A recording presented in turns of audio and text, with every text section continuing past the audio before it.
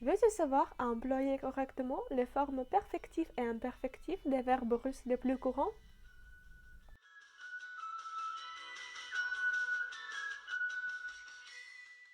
Привет! Salut! C'est Diana qui t'apprend le russe et bienvenue dans cette nouvelle leçon où on va apprendre les formes perfectives et imperfectives des verbes russes les plus courants. Si tu n'as pas encore regardé la vidéo sur l'aspect du verbe russe, où j'explique en détail quand il faut employer le perfectif et l'imperfectif, je t'invite à regarder cette leçon. Le lien va apparaître ici, ou bien ici, je ne sais plus, ou dans la description de la vidéo. Et si c'est fait, si tu sais déjà de quoi il s'agit quand je parle de l'aspect perfectif ou imperfectif, on commence à apprendre les formes perfectifs et imperfectifs des verbes russes les plus courants. Pour le verbe français dire, il y a deux verbes russes, говорить, сказать. Говорить, c'est l'imperfectif, сказать, c'est perfectif. Par exemple, я говорю правду, je dis la vérité. Я говорю правду. Et я сказал правду, j'ai dit la vérité. Я сказал правду. Où est alors la différence entre я говорю правду et я сказал правду? Dans le premier exemple, я говорю правду, comme le verbe est imperfectif, ça signifie que tu dis toujours la vérité, ou c'est une notion complète. Tu dis la vérité et c'est la vérité. Я говорю правду. Tandis que dans le second exemple, я сказал правду, ça signifie que tu as dit la vérité juste une fois. Une fois. Et c'est l'action terminée, elle n'est pas illimitée dans sa durée, mais c'est une action qui a eu lieu une seule fois. Ok? Le verbe suivant, c'est penser. Pour penser, en russe, il existe deux verbes. Думать, подумать. Думать, c'est la forme imperfective, et подумать, c'est la forme perfective. Я думаю о тебе. Je pense à toi. Я думаю о тебе.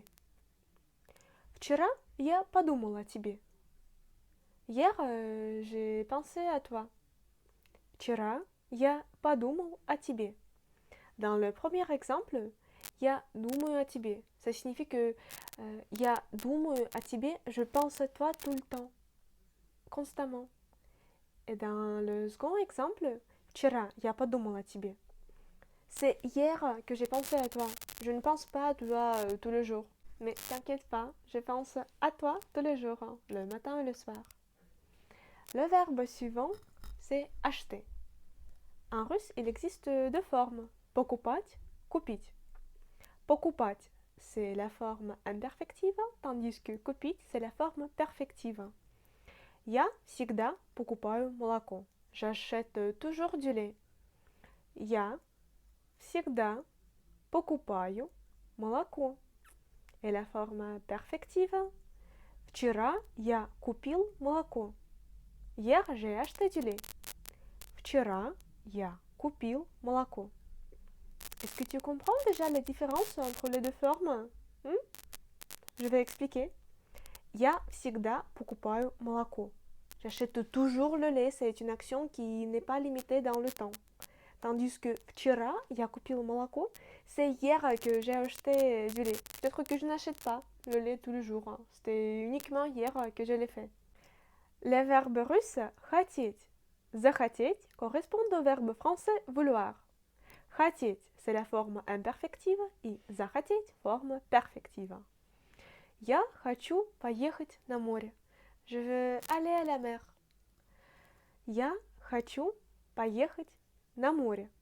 Pour la forme imperfective et le perfectif, c'est в понедельник я захотел тебе позвонить. Lundi, j'ai eu envie de t'appeler. В понедельник я захотел тебе позвонить. Dans la phrase я хочу поехать на море, je veux toujours aller à la mer. C'est une action n'est pas limitée dans le temps. Et в понедельник я захотел тебе позвонить, c'est lundi que j'ai eu envie de t'appeler. Pas toujours. Les verbes ходить, сходить signifie aller à pied quelque part.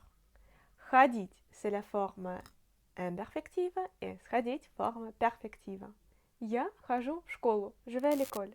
Я хожу в школу. Un écolier va employer la forme imperfective parce que c'est une action répétitive qui se répète tous les jours. Il va tous les jours à l'école. Tandis que si je dis я сходил в школу, je suis allé à l'école. Я сходил в школу, ça peut signifier que maintenant je ne vais plus à l'école, mais une fois je suis allé. Alors, ходить, c'est la forme imperfective et сходить, c'est la forme perfective qui signifie en français aller quelque part à pied. Et pour aller quelque part à l'aide d'un moyen de transport, on utilise ездить и съездить. Ездить, c'est l'imperfectif, et съездить, c'est perfectif. Я езжу на велосипеде. Je fais du vélo. Я езжу на велосипеде. C'est une action générale. Je fais du vélo, un point, c'est tout. Et un autre exemple. На прошлой неделе я съездил в деревню. La semaine dernière, je suis allée à la campagne. На прошлой неделе я съездил в деревню. Pour le verbe comprendre, il y a понимать et понять. Понимать, c'est la forme imperfective. Понять, la forme perfective. Я тебя всегда понимаю. Je te comprends toujours. Я тебя всегда понимаю. Je te comprends toujours. L'action n'est pas limitée. Et un autre exemple, я не могу это понять. Je ne peux pas le comprendre.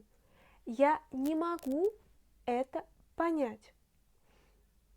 Parce que l'action, le fait de comprendre, ça, il va se produire juste une fois. Une seule fois. Une seule fois, tu vas comprendre quelque chose, et ensuite, ça va être clair pour toi. C'est pour cette raison que les Russes emploient la forme perfective. Parce que le fait de comprendre, ça se produit une fois dans notre cerveau. Et pas plusieurs fois si tu n'as pas de trouble de mémoire. Le verbe français manger correspond à deux verbes russes. Есть, съесть, ou le verbe есть est la forme imperfective et le verbe съесть est la forme perfective. Il ne faut pas confondre l'infinitif du verbe manger à la forme imperfective есть avec le verbe быть, être. Ok, parce que le verbe être se conjugue de façon similaire. Я есть, ты есть. Mais on n'emploie pas le verbe être au présent, il est presque toujours omis. Et le verbe manger, есть, on l'emploie toujours au présent, mais il a une autre conjugaison. Я ем, ты ешь, он ест. Il mange. C'est clair?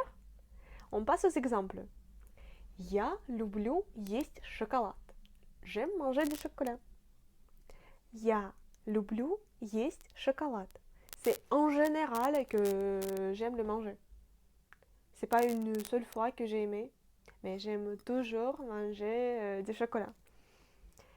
Et un autre exemple, c'est съесть, le verbe perfectif.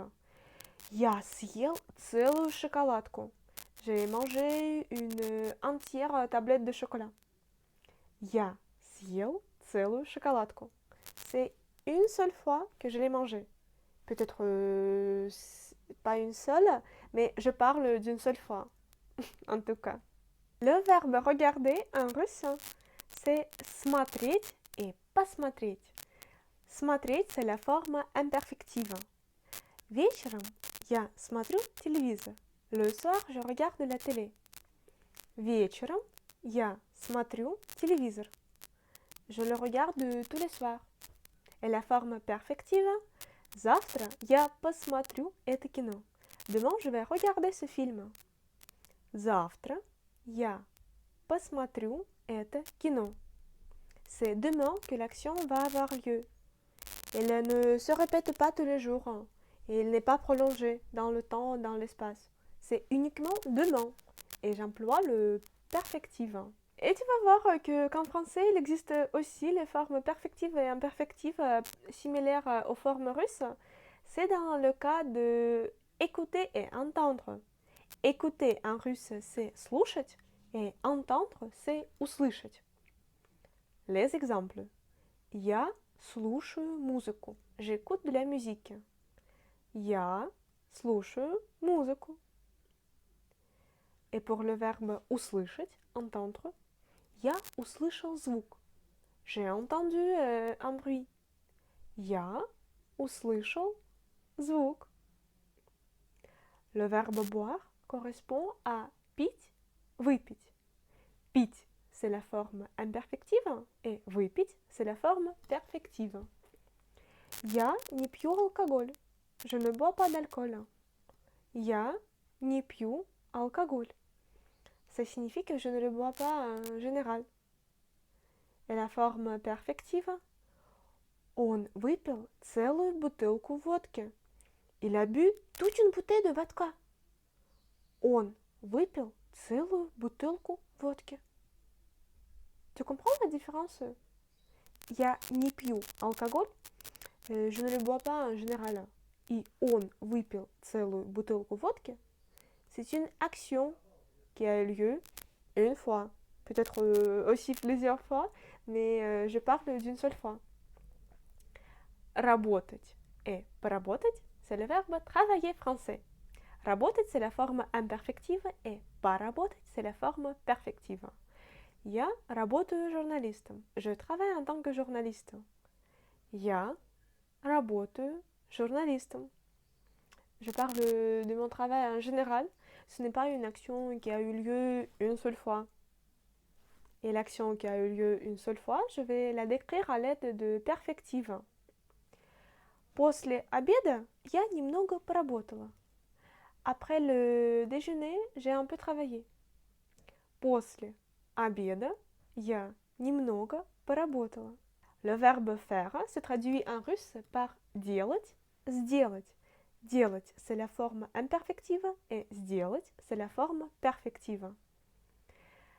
Я делаю все для тебя. Je fais tout pour toi. Я делаю все для тебя. Ça signifie que je le fais en général. Je le fais toujours. Ce n'est pas limité. Et я сделал уроки, je fais le devoir. Я сделал уроки. Je parle d'une seule fois où je fais le devoir.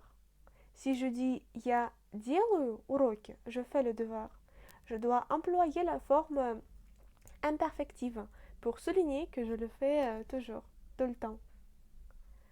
Брать, взять pour le verbe prendre, ou брать, c'est la forme imperfective, et взять, c'est la forme perfective. Я всегда беру тебя с собой. Je te prends toujours avec moi. Я всегда тебя беру с собой. Et tu peux changer la place du pronom. Я тебя всегда беру с собой. Я всегда беру тебя с собой. Я тебя всегда беру с собой. Я всегда тебя беру с собой. Ça n'a pas d'importance comme en français. La forme perfective, c'est Я забыл взять документы. J'ai oublié de prendre les papiers. Я забыл взять документы. C'est une seule fois que j'ai oublié de prendre les papiers, ou je parle de cette seule fois où j'ai oublié de les prendre. Alors c'est tout. Merci beaucoup d'avoir regardé cette vidéo. Si elle te plaît, mets le pouce bleu pour m'indiquer que les leçons étaient utiles pour toi. Tu peux aussi la partager avec tes amis pour qu'ils apprennent aussi les formes perfectives et imperfectives des verbes les plus courants russes. N'hésite pas à t'abonner à ma chaîne YouTube. Tu pourras retrouver tout le vocabulaire employé dans cette vidéo dans la description de la vidéo. C'est juste en bas, il faut cliquer là-dessus. On va nous retrouver très bientôt dans une prochaine leçon de russe. Et pour l'instant, je te dis до свидания. Au revoir.